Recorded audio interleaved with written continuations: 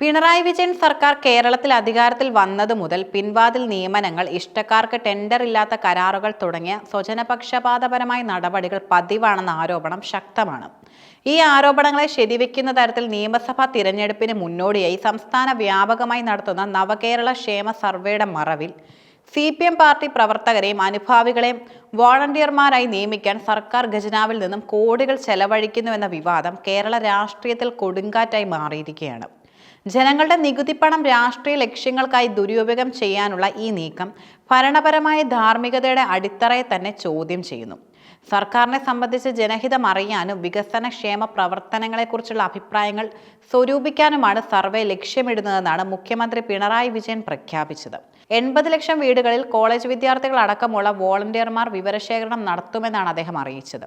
എന്നാൽ ഈ ഔദ്യോഗിക പ്രഖ്യാപനത്തിന് പിന്നിൽ ഒളിപ്പിച്ചു വെച്ച പാർട്ടി ലക്ഷ്യങ്ങളാണ് ഇപ്പോൾ പുറത്തു വരുന്നത്.